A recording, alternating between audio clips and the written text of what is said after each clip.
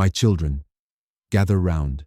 Listen to an old man whose eyes have seen both the rising sun of plenty and the darkness of despair. My name is Baba Emeka, and these wrinkles on my face are not just from age, but from the tears I've shed for what we've lost and what we must reclaim. I remember this village, right here, not so long ago. This very dust beneath your feet was once fertile ground, yielding yam so plump, cassava so sweet that our barns overflowed. We sang as we tilled the earth, our voices echoing with joy, not fear. The laughter of children chasing chickens filled the air, not the screams of terror. Our market, our market. It was a symphony of life, women haggling over prices, men discussing the harvest, the aroma of spices and freshly baked bread. Travelers from far and wide came to trade, and we welcomed them, for hospitality was the very fabric of our being. We were one, bound by kinship, by shared traditions, by the rhythms of life dictated by the seasons, not by the whim of a madman with a gun. Our young men, strong and proud, built our homes, protected our families. Our young women, vibrant and intelligent, wove beautiful cloths, raised strong children. We settled disputes with wisdom under the shade of the great Iroko tree, guided by our elders, whose words were heavier than gold. We celebrated births with dancing that shook the ground, mourned our dead with dignity, knowing their spirits would watch over us. But then, the darkness came. Like a plague, it spread from village to village, leaving a trail of blood and ashes. These militants, they are not of us. They are a sickness, a perversion of all that is good and true. They sow fear where there was trust, division where there was unity. They steal our children, rape our women, burn our homes, and silence our songs. They have turned our paradise into a living hell. And why? For what purpose?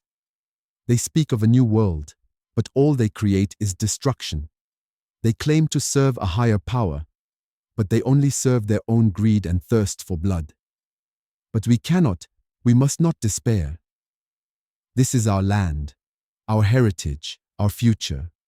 We have been brought to our knees, but we are not broken. We are resilient. Our ancestors fought to protect this soil, and so must we. So how do we rise again? How do we chase away this darkness and bring back the light? First, we must unite. The militants thrive on our divisions, on the suspicion they sow between us. We must remember that we are one people, one community, regardless of our differences. Our strength lies in our numbers, in our shared purpose. Let us speak with one voice. Let us act with one heart. Second, we must seek help, but not just wait for it. We must cry out to the government, to the world, to anyone who will listen. We need protection. We need security. The military must be here, not just to react, but to prevent. But we also must empower ourselves. We must organize our own self-defense, perhaps like the hunters of old, but with proper training and support. We know our land, we know the hiding places, we can be the eyes and ears for those who protect us. Third, we must heal our land and ourselves. Even as we fight, we must rebuild.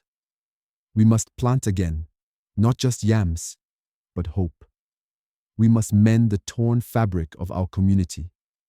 Our children need schools, not just a place to hide. They need to learn, to dream, to build a future that is not haunted by the past. We must offer forgiveness where possible, but demand justice where necessary. Fourth, we must address the root causes of this evil. These young men who join the militants, they are often desperate, jobless, without hope. We must create opportunities for them, provide education, skills, a reason to choose life over destruction. We must show them a better path, a path of dignity and purpose.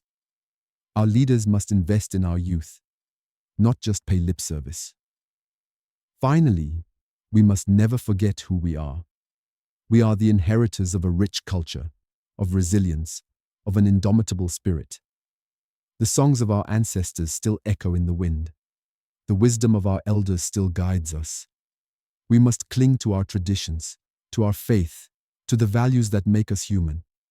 For in remembering who we remember what we are fighting for.